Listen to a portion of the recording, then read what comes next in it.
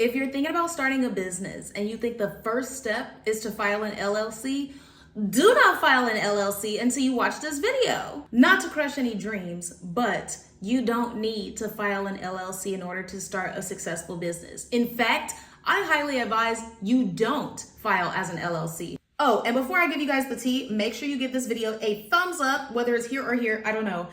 It's down here somewhere, but it's free to thumbs up this video. It helps me reach more people so I can keep making videos like this for y'all. Go ahead, thumbs up. Let's go!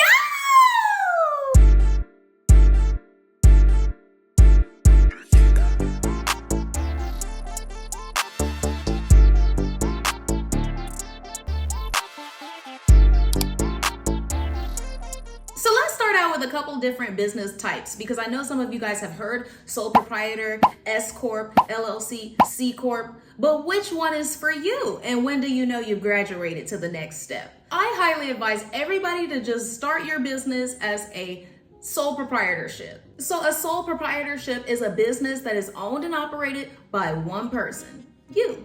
There is no legal distinction between the owner and the business. The owner receives all the profits. The losses, the owner is responsible for those. Taxes. This is the biggest thing, because all of these are really just tax filings. So when you file your taxes as a sole proprietor, you are really just paying personal income tax.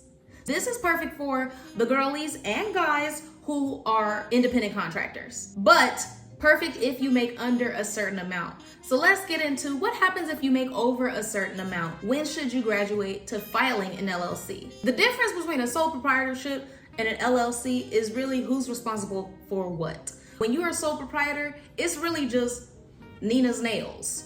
When you are an LLC, it might be Nina's Nails Incorporated, meaning that Nina is not personally responsible for any debts or losses of Incorporated, Nina's Nails Incorporated. The business is actually separate from her personal assets. Now here's why you shouldn't do an LLC first. Imagine you're not making no nail sales, you don't have any clients, and here you are, you so excited you done paid your little $837 or whatever the cost is for the state of California. Every state is different. Some states may have no fees while other states may be very steep. I live in the state of California, which means it's one of the most expensive states to incorporate yourself. And on top of that, to keep active, you have to pay fees every single year. Now the fees are relatively low, but like I said, it just depends on what kind of revenue you're bringing in. Because if you can't afford to pay like, let's say $850 fee annually, then it's no point in keeping it open. There's levels to this. We're gonna get to the levels in just a second, because at one point you will be making enough money to not only cover the fees, but reclassify yourself so that you can find other ways to save money on taxes. This is where the discretionary part comes in, because me personally, I think that in order to be a LLC where it makes sense to be filing all these fees, you need to be making at least $100,000 a year. Otherwise, just keep it as a sole proprietorship and just pay your personal income taxes. Get your little business deductions here and there. But then when you have an LLC, now you've got to pay those filing fees. You've got to pay taxes on anything other that you choose to add to your business. Typically, this is when you're getting to your scaling stage. Maybe you have one employee. Maybe you even put yourself on a payroll. You know, now we're talking about other things that make this more complicated outside of just you. So I think we're done talking about LLCs for now, because if you have an LLC, you can actually file taxes as a sole proprietor, an LLC, or a corporation. Here's where it gets a little finicky. So there's a federal form by the number 2553. Write that down. 2553 actually is the form that classifies your LLC into an S Corp, also known as small corporation. What's the difference between an S Corp and an LLC? The LLC is the business entity, right? And the S Corp is really like the tax classification that passes the income through to its owners. So let me give you a prime example. I filed my 2553 a few years ago, and now I myself am on payroll. Why am I on payroll? Because I need to receive a W-2 as an employee, so maybe I can get some taxes back. Not only that, but I pay employment taxes. I pay payroll taxes. That's a huge deduction for my business. We want to basically create as many deductions. The more money you make, the more deductions you want to create. This is the most simple way to put it. Let's say you're making 6 figures, you have no employees.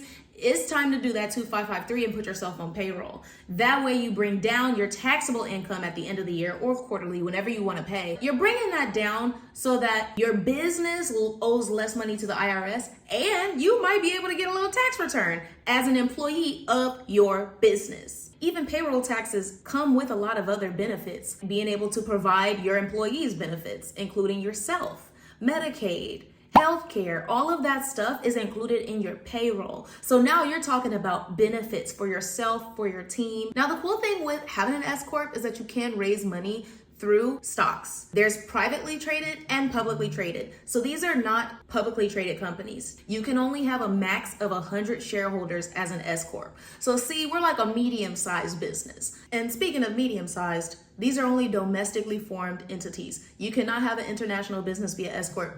All this stuff, the bigger it gets, the more you need to level up. So now let's get to the C Corp, which is the biggest corporation type. Okay, so you're ready to go public. You're ready to be traded, as an IPO.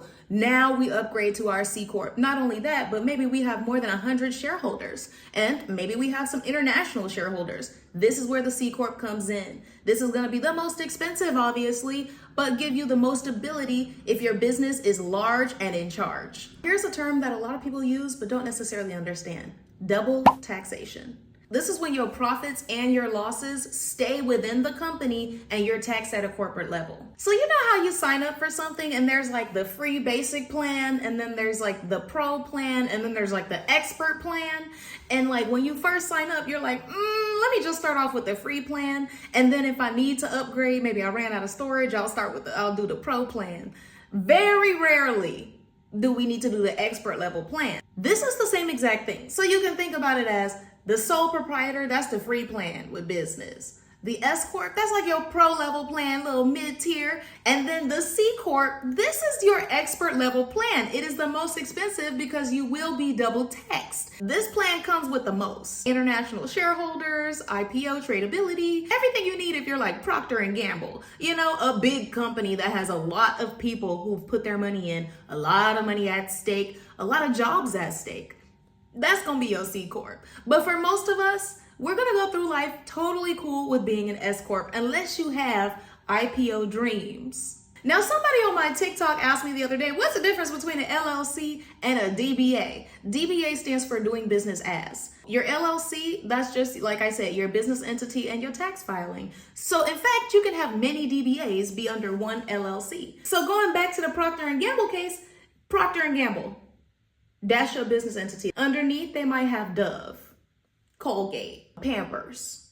These are all separate doing business as, and I'm sure they've got hundreds. So if you made it this far into the video, let me know.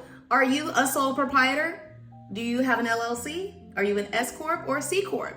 Or are you just a W-2 employee collecting your check and clocking out whenever you want to? Let me know down in the comments. And any other business questions, I am so excited to hear them.